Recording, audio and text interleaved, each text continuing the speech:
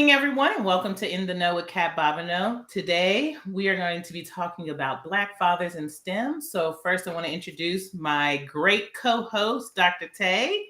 Hi, How are you everyone. today? Hello. Awesome. And then I want to introduce our two guests. First is Justin Ballenger, and he is the assistant professor of STEM education at Morehouse College and the deputy director at Atlanta University Data Science Initiative.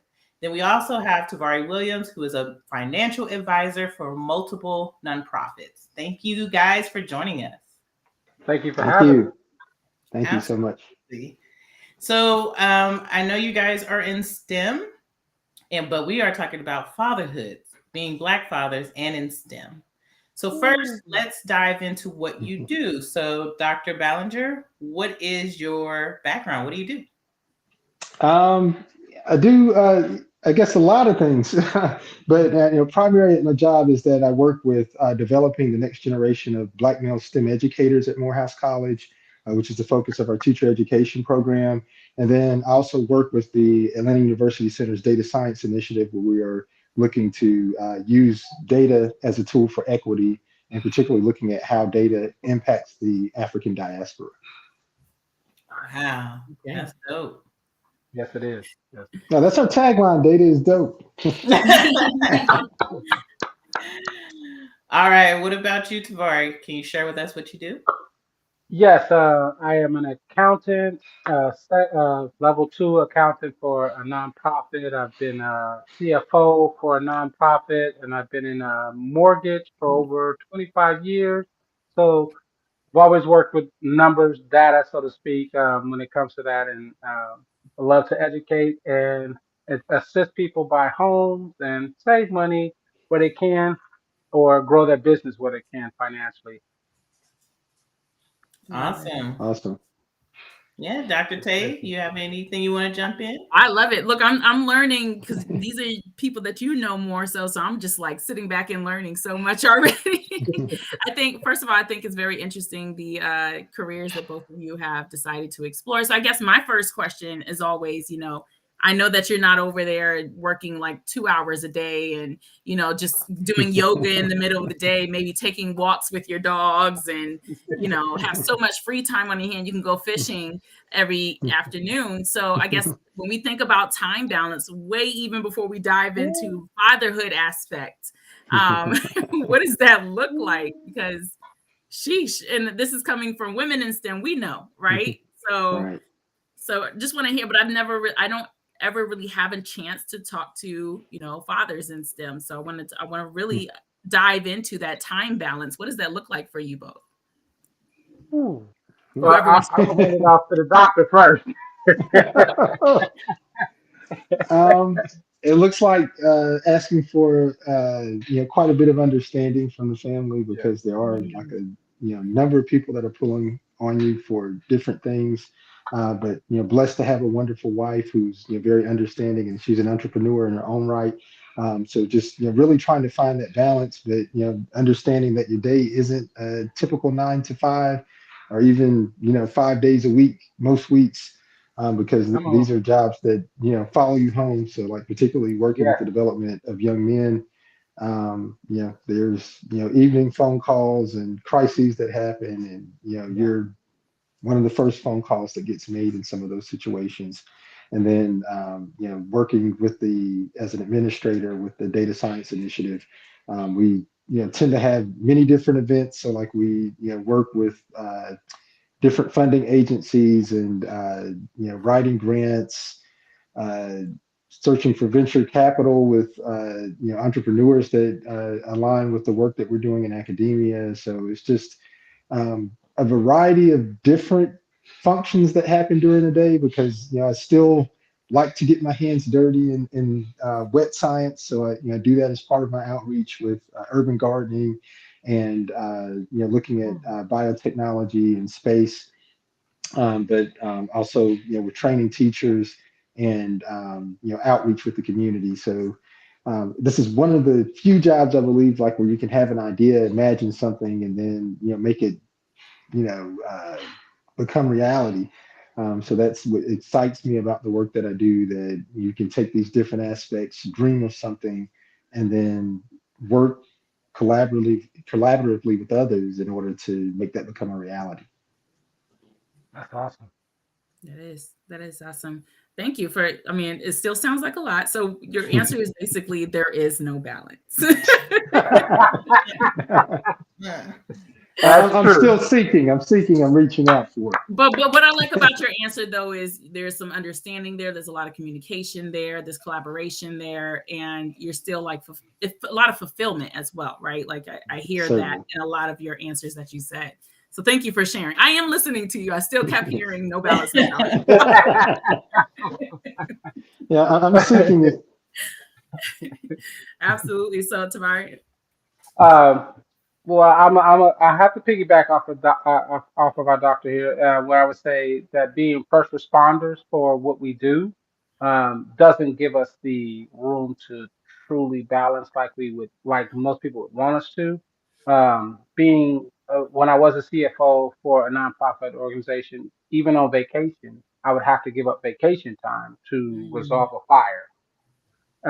When we look at the fact that money is everybody's livelihood and that I'm in control of over millions, I can't take the time and say, well, I can put that off until Tuesday or Monday or whenever. I got to respond to it right then. Even with our current even with my current nonprofit company that I work for right now, we work with federal, state, county, and city and private sector money. Still a first, I'm still a first responder. So I can go wrong. I gotta handle it. Trying to find that balance is hard. You do need people who can understand that you got to drop what you're doing sometimes to get it done. And with three kids, thank God two are grown. They it kind of helps with some of that balance. Where my 2 year old, he wants your attention and he demands it. He like come sit down and watch a movie, and I'm like, well, I gotta put this fire out. Watch the movie. right.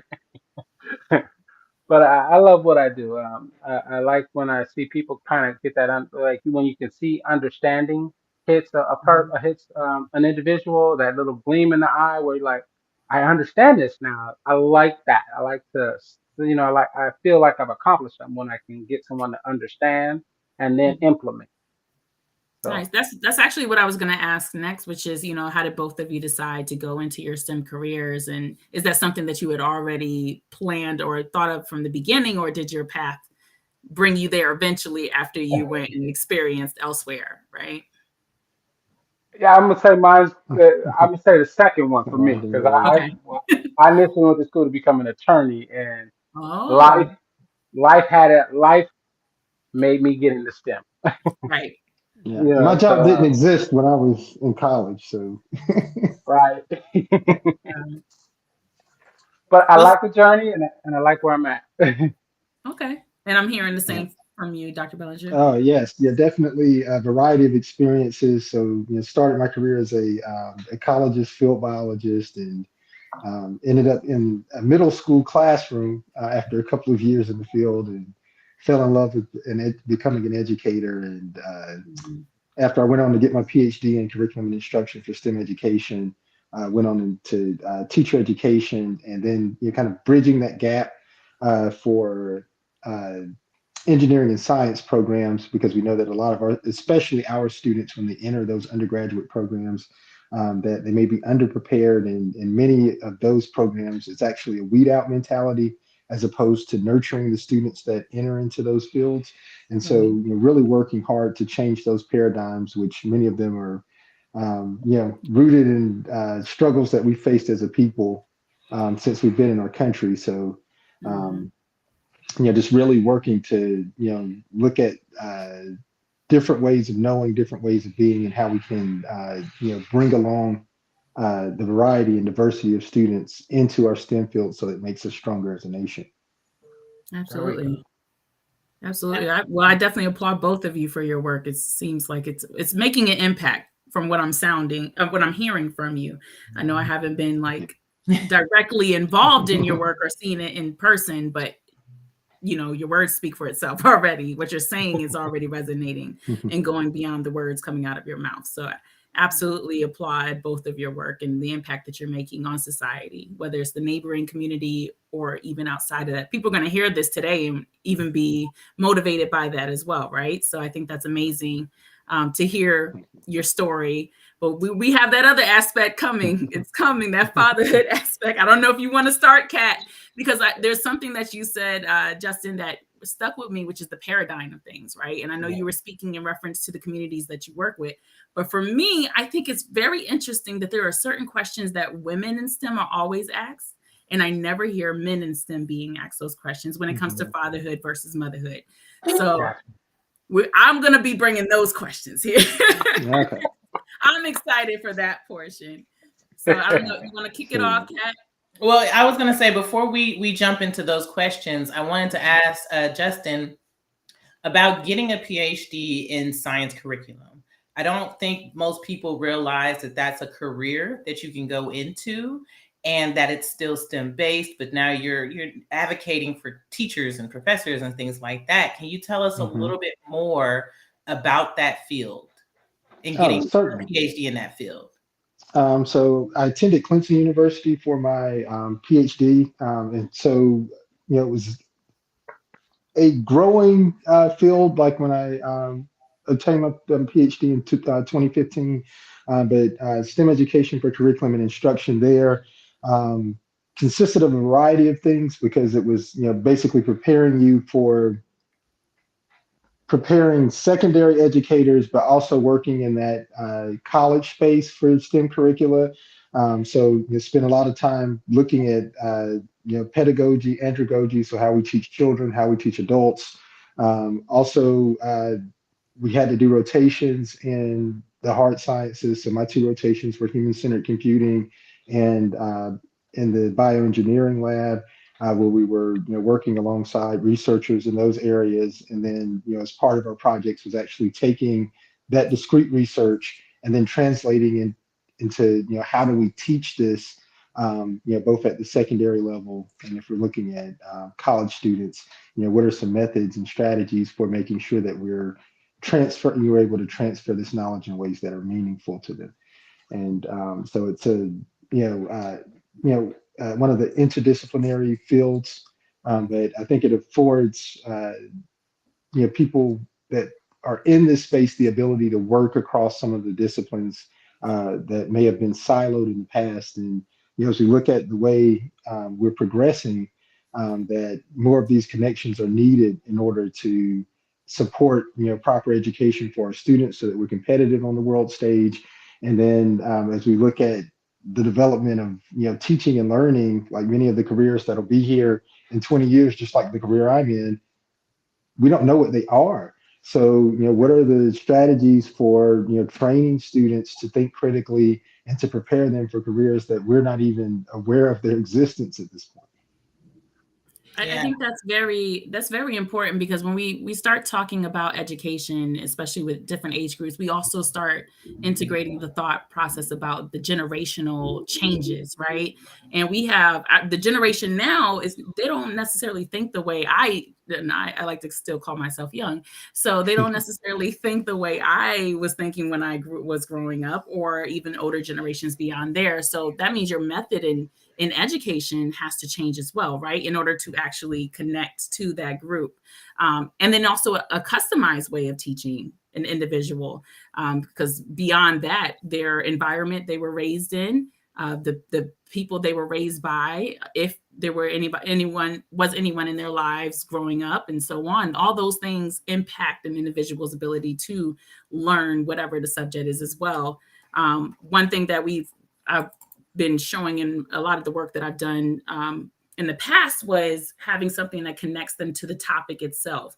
Whether it's like, if you're going to go in a class and talk about stem cell and the class's majority, or cells in the class's majority Black and brown population, you may want to talk about like blood cell issues and the diseases that are associated with it, and then make that disease connection to the population that you're actually talking to bring the relevance to the research, and then that connects to the career, right? So I completely understand everything you're saying. I I don't think everyone is still capturing the complexity to that, right? There's a lot of different levels and stages. And I'm glad there's now programs that are geared towards that.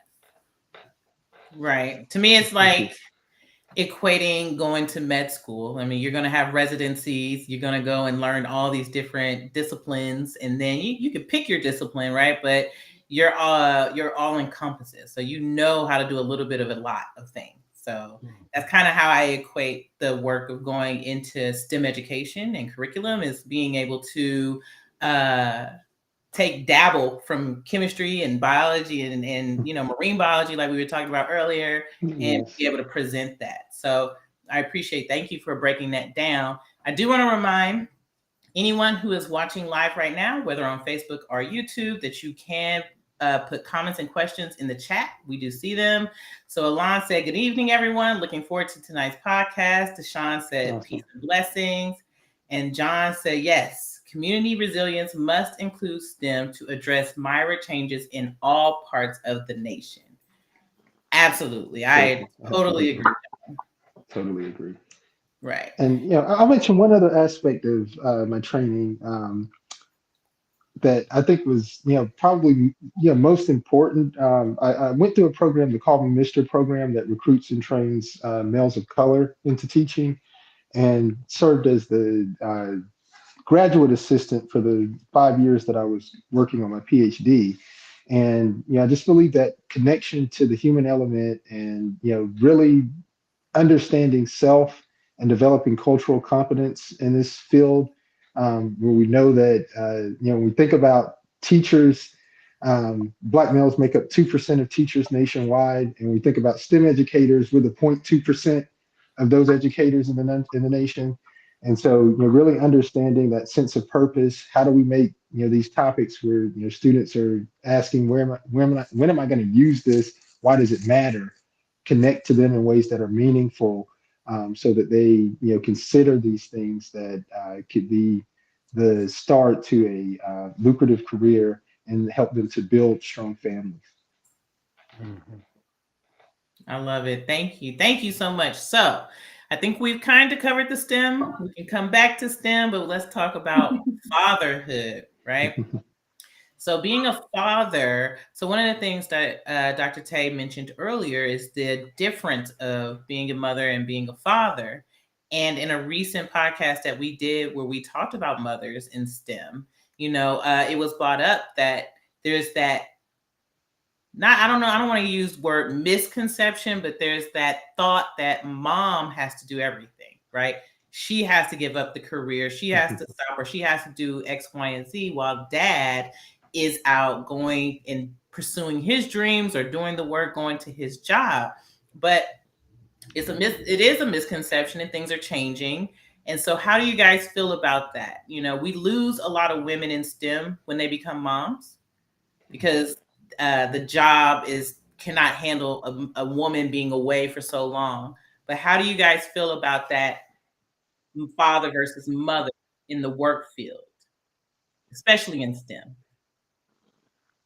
Well, I can say, being a father in STEM, the question is asked, well, where's the mother if I have to leave work early for my kids? Well, why can't she do that? I guess you would say the rest of the world has not adopted or accepted that we have fathers who want to be um, equal contributors into the rearing and the nurturing and the education of their children. It's still kind of that old school concept. The mom should be able to do it all, and which is not true. I know I have to explain quite often sometimes that no, I'm the father, so it's my responsibility to take care of my child as well. Yeah, So and it does become hard. Go ahead, Dr. Bola. yeah, and just understanding the importance of the father's presence there. That my wife and I, we work very hard as a team. As I mentioned, she's an entrepreneur, so like just really working hard to manage schedules. But as a faculty member, there's some flexibility there. And then with a lot of the work that I do in outreach, there are some wonderful opportunities to take my kids to work with me.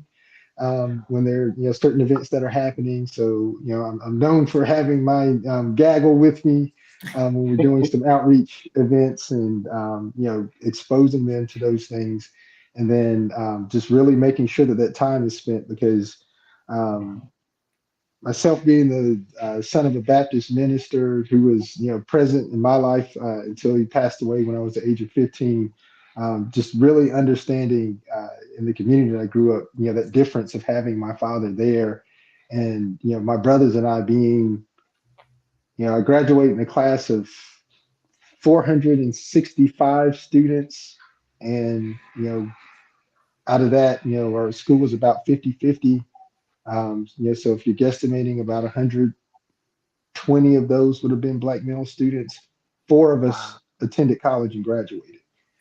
Wow. And from the community that I'm from, in our age group, my brothers and the two of us were like the only ones out of Fairmont, South Carolina, um, that attended college that are in our age range. And there were some older um, uh, black males that came out of the surrounding communities that served as mentors and to this day, some that I call on, but that was not a common thing in the community that I came from, for that to happen. And so just really realizing that, even looking at them, each of those came from homes with strong fathers that were present and making sure that they were where they needed to be, and just wanted to make sure that even in all of the work that you're doing for the community, that you don't lose, your most and important role, which is making Yeah. sure that the young people that you've been assigned,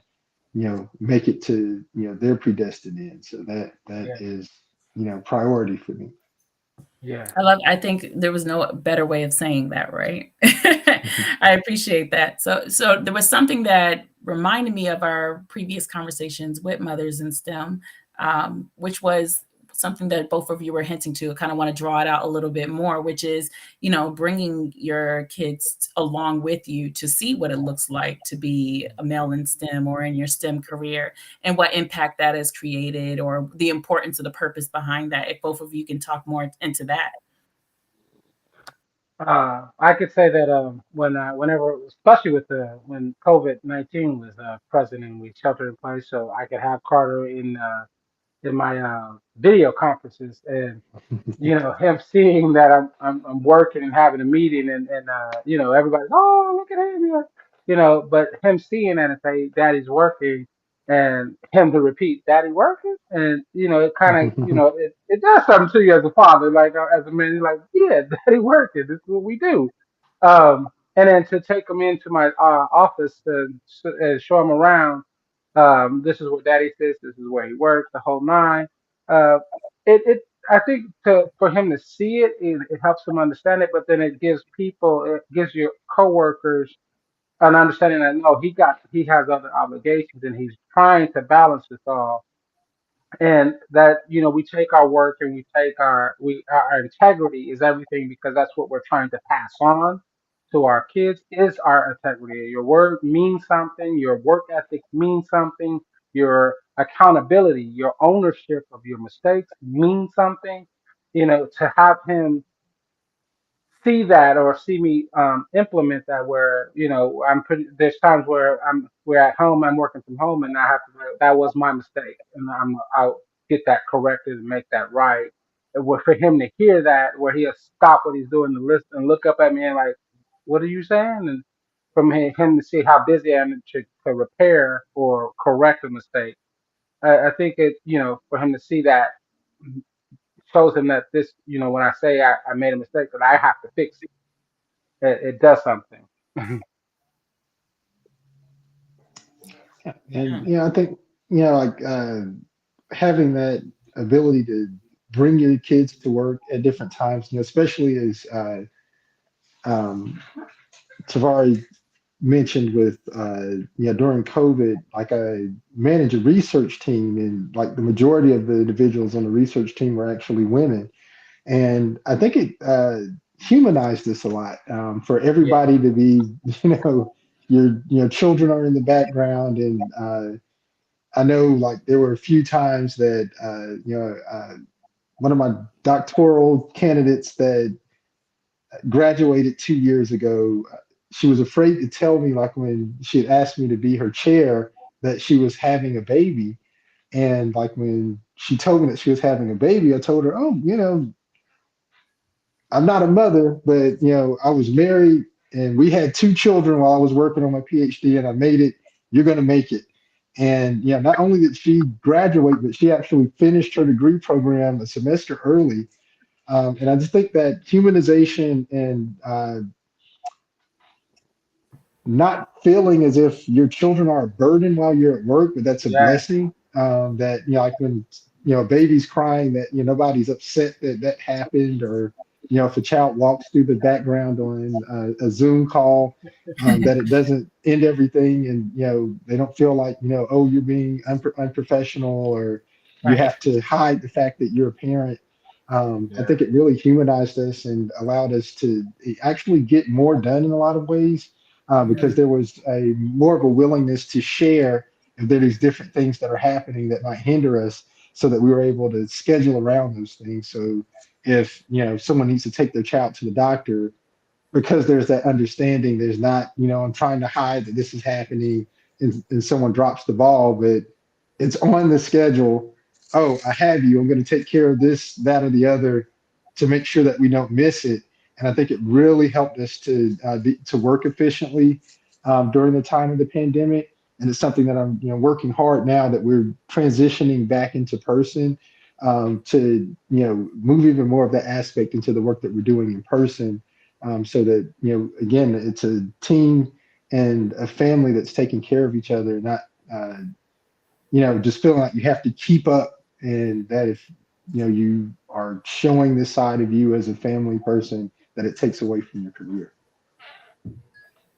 I think you're absolutely correct with the humanizing aspect to that. I mean, it's very often that I have been, interacted with individuals. And I think the next question, it led me to the next question, which is, did you ever have a time where you sat down and was like, when is the best time for me to start making kids while in my STEM career or STEM journey? Because that's often the question. And you brought it up with your PhD candidate, right? But it's a very common question that I've heard mostly and probably only from women in STEM. So this is my first time being able to ask once again one of those questions that I've always wanted to ask males in STEM. Did you ever have that moment where you were like, I sat down and I was like, I don't know when is the best time to expand my family, and I was being strategic? Was that ever a part or a phase that either one of you have gone through? I could say it was. It just had curved. When it happened, it was like, and we got to move forward. What are we gonna do? Um, I will never forget when I got the news Carter was coming in. I was like, oh wow, this is going to be unique. Not that I haven't done it before, but it's gonna be unique at the age that I am now. And we're gonna figure this out. And thank God for knowledge, experience, and science in itself. A lot of things that have to go digital to make it work, because I was always taught and growing up that if you can enjoy the intimacy, be respect be responsible for everything that comes with it.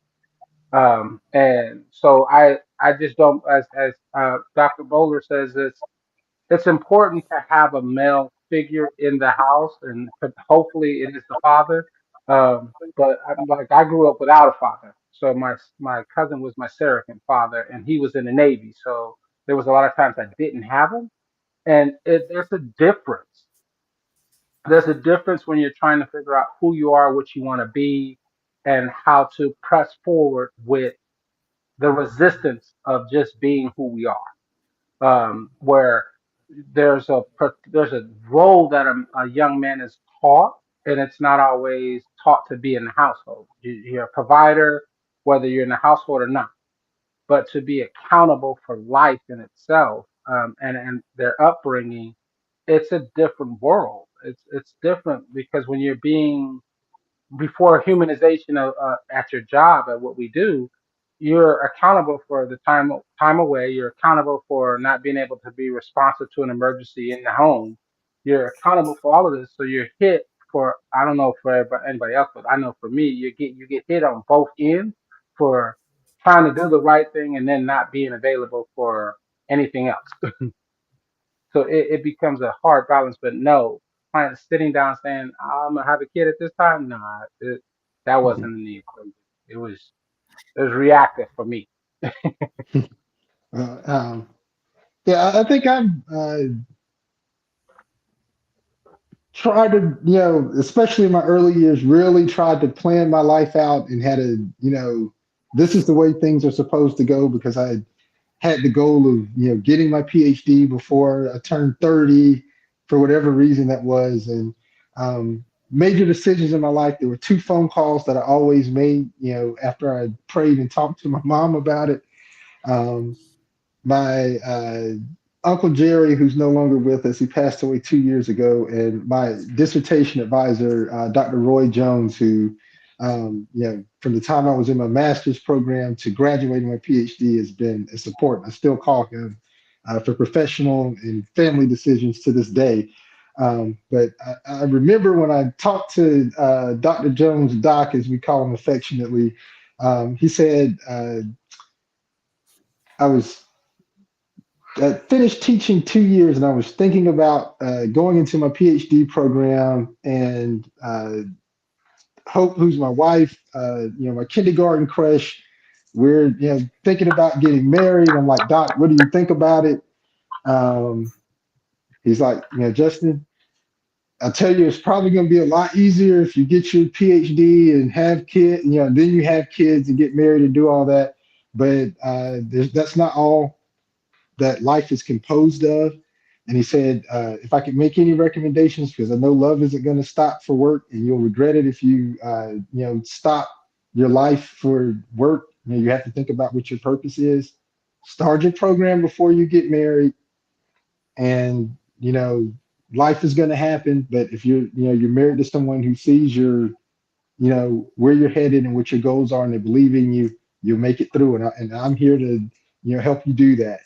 And even after we got married, we're talking about having kids, he was like, it's going to be harder with kids, but you can make it.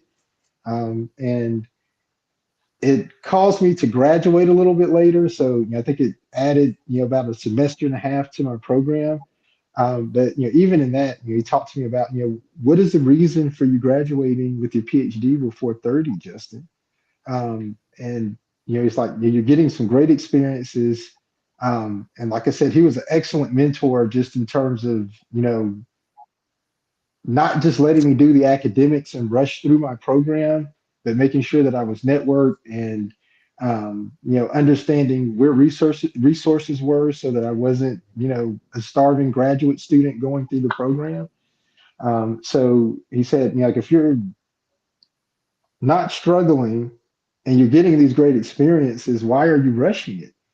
He said, now take some time and think about what your end goal is, and what it really takes to get there. And if you're balanced with your family, you're enjoying the space that you're in, and you're not struggling to live, it might not be in your best interest to rush your way through the program. And it was just solid advice, just about enjoying the place where you are, and really taking full advantage of the resources that you have in the space that you're in. And not because you'll never have enough money, you'll never be prepared for having kids. So once they're there, if you have a vision for where you want to be with your family, you're going to make that happen. And I thought I didn't have time before I had kids, and then I had them. And I just think it made me a lot more efficient in my use of time, and understanding that Yeah, I can't wait for the spirit to move for me to start writing and getting things done. But this is the amount of time I have. This is what I need to get done. I need to get it done now. And that's that's an ethic that I have. Like when I have, I work in increments in 25 to 15 minutes. So there's you know 25, 15 minutes here, and there's an outline that needs to get written, or a paper that I need to read, that I'm either on my cell phone or I have my tablet. or I'm taking notes, thinking about these things so that I'm not wasting time. And then, getting home and longing for this 2 hour block of time that my kids need in order for them to be developed. So, just really, you know, understanding that, your career isn't your life, and there's more to your call than your career, Yes. and trying to balance that. And if you're connected with the right people, they're going to help you across that finish line. And I think even being married, um, my wife really gave me perspective on why I was doing what I was doing, and even having my children, it really motivated me to get through the dissertation, finish it up, because you have a reason for doing this that's beyond you. Yes. Yes. Yes, I mean, I love it. All the work that I've done in STEM, I've done it on my time, and I'm like, yes, I can get this going, or I can try and bring as much as I can to my home city.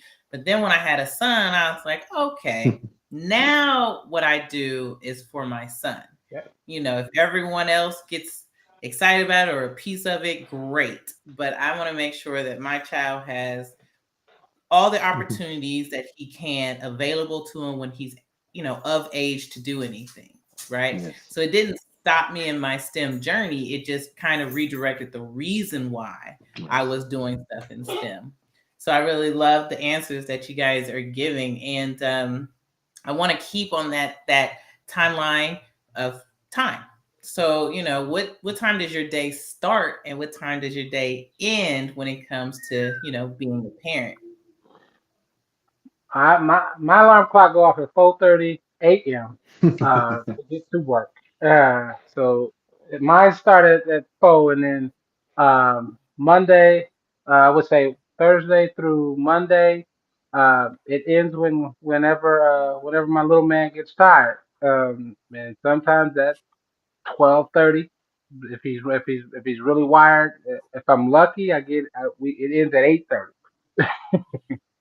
But with the shower, the bath, well, it was showering or bathing him, washing his hair, and then sitting up and actually having a true conversation with him, to say, how was your day? What did you learn? What did you like? What's your favorite color?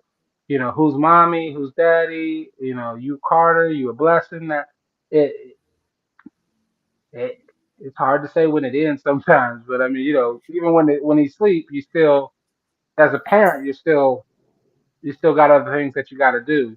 As Dr. Bowler said, squeezing in those times. Sometimes that's 1 o'clock in the morning, trying to write something, trying to jot something down, or read something real quick. I don't think it ever ends. Really, it's like a forever, Mhm. ever waking moment. Mhm. Yeah, I think they're constantly on your mind. For me, like I'm pretty close. Like I wake up at 5 o'clock. Try to get some type of you know thank the good Lord for waking me up in the morning, and then try to get some type of physical exercise in, and then um, by 5:45, 6 o'clock, first slate of emails before meetings start. So I try to get that 3 hours before my 9 o'clock meetings start, because being an administrative role, meeting between 9, 5:30, 6 o'clock, the intermittent meetings that are happening there. I try to block off that 2:30 to 5 o'clock period to not have meetings as much, because that's about the time the kids get out of school. So, typically, pick the kids up from school, helping out with homework, having those conversations with them, maybe taking them out to play for a little bit. We sit down for dinner, most days, if kids don't have after school activities, so we'll have dinner together by 5:30, 6 o'clock. And then I may take 45 minutes while they're taking their showers to work on some items. And then I've always put the kids to bed. So I'll put the kids to bed, read to my 4-year-old, and then try to put in another hour and a half, 2 hours, and then take some time for my wife and I to relax, and maybe watch a movie or just sit up and talk. and Yeah. try to get to sleep by you know 12 o'clock, 12:30 most evenings. Just to make sure that I'm getting at least 5, 6 hours of sleep every night. Okay, well, I'm gonna throw that PSA out there. It's supposed to be 8 hours of I sleep. I know know it. it's hard. I I know knew it it. was I coming. know it's hard. I know it's hard. Trust me, I know it's hard. Yeah, But I was over here doing the math too, Kat. right. I was like 12:30. That's not enough sleep, Right. But I mean, I understand. I completely understand, trying to get that work done in increments in between because you don't want to take away from your time with your children, right? They're only small once. Yeah, you You got only this get stuff a that chance. opportunity to be a parent once. So, making sure that you give them the time, especially when they're out of school. Whoo!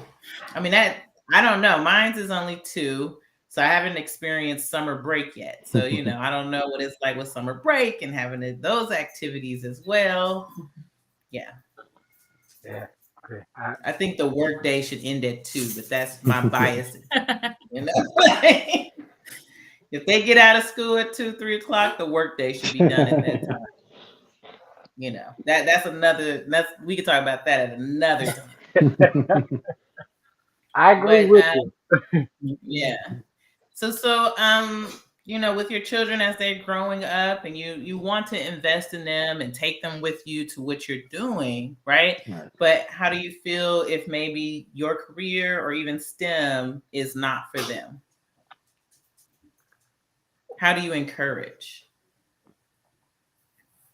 That's a great question. I can say with my older kid, well, with my son, my older son, I can say that he didn't pick the path that I picked, and so with that, I always told him, I said, no matter what you do, I'm always support you. No matter what it is, I just want to make sure you chase your goal, your dream, your passion, because I know for me, as Dr. Tay, when she asked the question earlier, was it planned? It was more reactive for me that you sometimes you have. Oh, I know for me, you have to put down goals or dreams because you have to be accountable for your actions. And you never, as I would say, as a father, for me, I never wanted to grow or get resentment for not chasing my goal to be an attorney, which was my true passion. So with that, I always with my kids, I want to make sure that no matter what course they go on, and if they show interest in anything, I want to invest in it as much as possible to encourage them because I believe that we grew up in a culture, for those of us that are darkly melon, of survival. And Mhm. in survival, we got in this rhythm or groove that we will suppress or destroy goals that others may want, or Mm. our successors our successors may want. And so with that, I want to make sure we break a bad chain and say, whatever it is that you want to do, how do I help you get to that? And what do I need to do to help to make sure that you don't lose it? Yeah. And Absolutely. I just think I talk to my kids daily about making good decisions. I think my role is to teach them to think critically, and I don't control what their destiny is. Like that's already been appointed, but I do have the role of Amen. helping Amen. them get to where they need to be. So, for me, as long as they're, wonderful people who treat people well and they make great decisions about their life, I think there are wonderful lessons that come from STEM, and there's a lot of, interesting things that happen there. And, even as, we evolve, that, there's not these silos of, this is clearly STEM and this isn't. So, like, we had a, uh, physicist who's a jazz artist that used jazz to explain complicated physics theories, and artists that got into artificial intelligence to develop art. So the arts definitely enrich what happens in STEM, and I think that can happen vice versa. So I think my job is to expose them to as many positive things as possible, help them to think critically and make great decisions and treat people well. And I think if they do those three things, then I'm happy with whatever happens with my children. Amen. Yes. I love it. I love it. Thank you. Yeah, because I think a lot of times I'm on the opposite side of the spectrum. Is I love STEM and trying to talk to families about encouraging their kids who are interested in STEM and maybe that wasn't their career choice. Right. And so, I kind of go down that path. It's just encourage, be there, right? You don't have to, they don't have to do what you do, but encourage them to be great at what they do, right?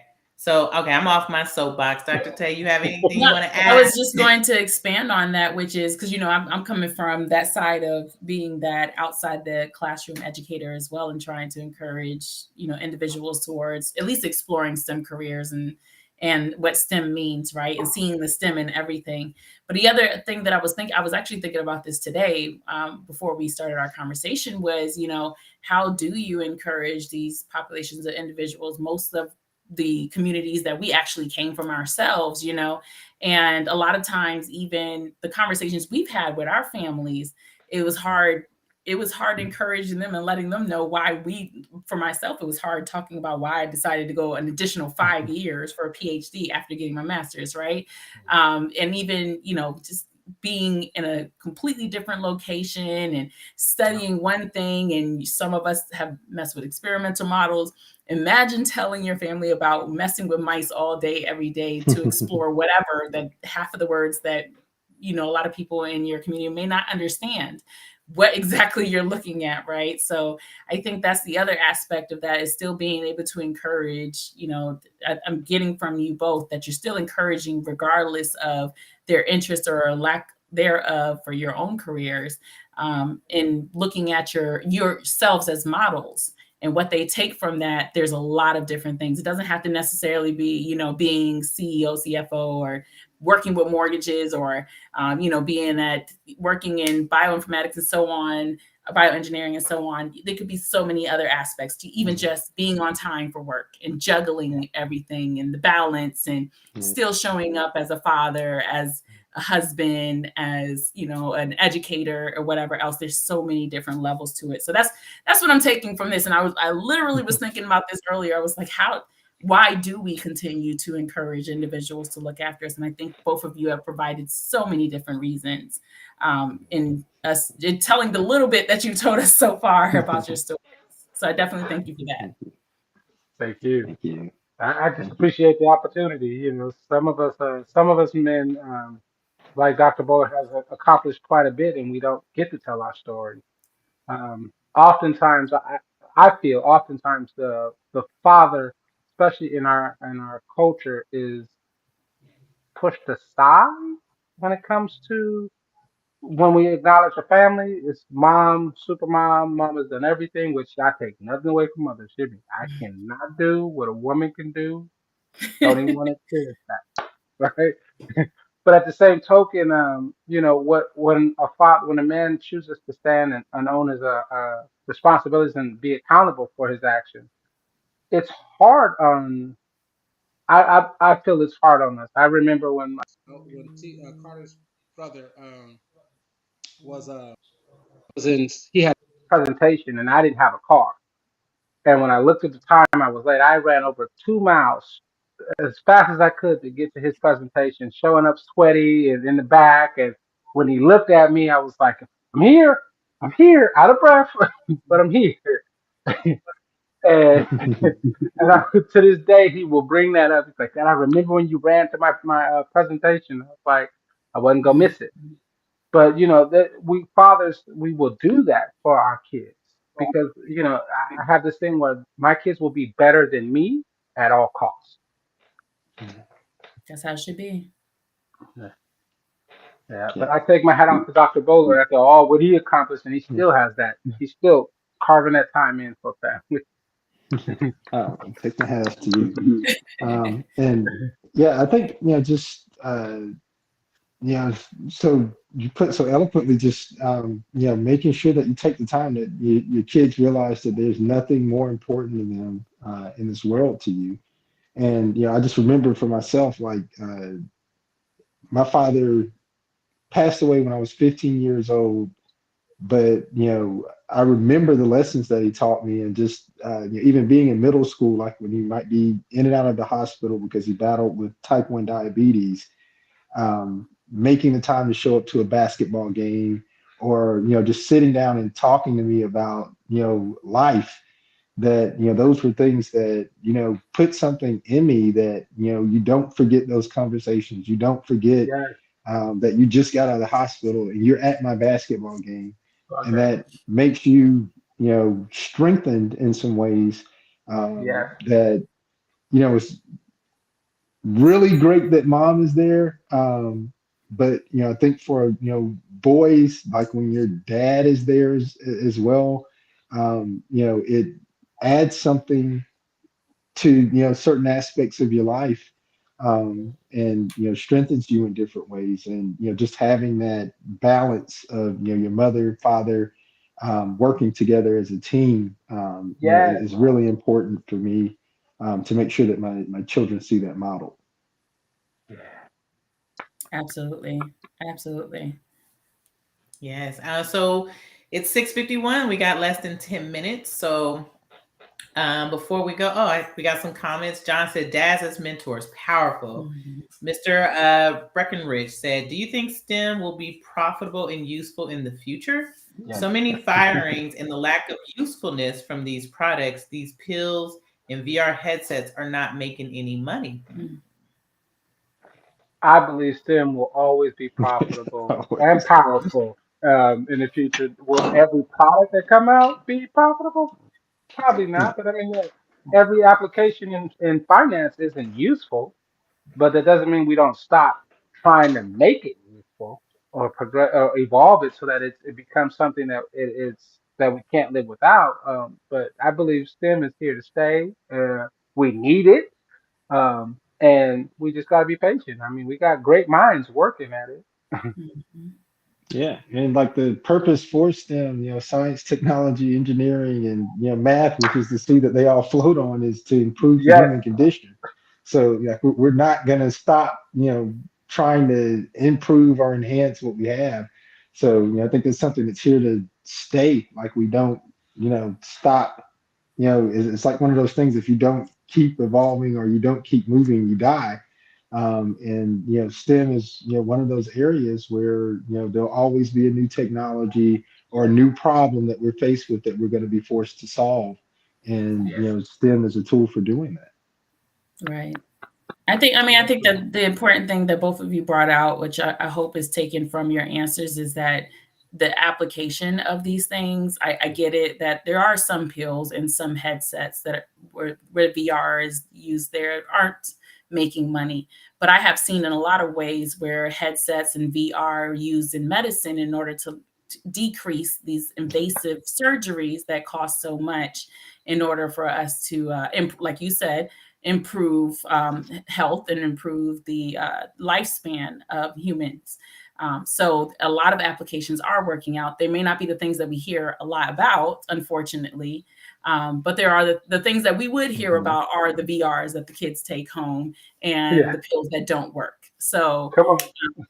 those are the things we do hear about, unfortunately, when it comes to STEM. And Yeah.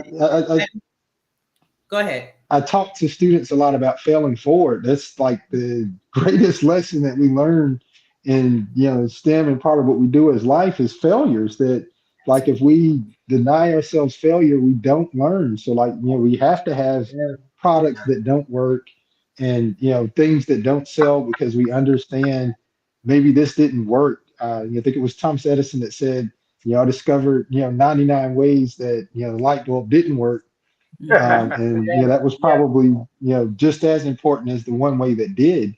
So Absolutely. like we're gonna go through that process, and that experimentation, failure, understanding how we redesign and bring something new in order to solve the problem. So I think that's a continual thing. Absolutely. But I think that it takes a different perspective, right? And I think even this, every field in STEM is trying to figure out how to make sure we are emphasizing that troubleshooting piece Yes. just as much as we're emphasizing the success of the research or of the STEM innovation and so on. And unfortunately, what we have been putting out through history is just successful measures, things that have Come come on. out with successful resolver solutions rather than we did this and it did not equal this, which still gives us a piece of the puzzle. And There we go. we're not making sure we highlight that enough.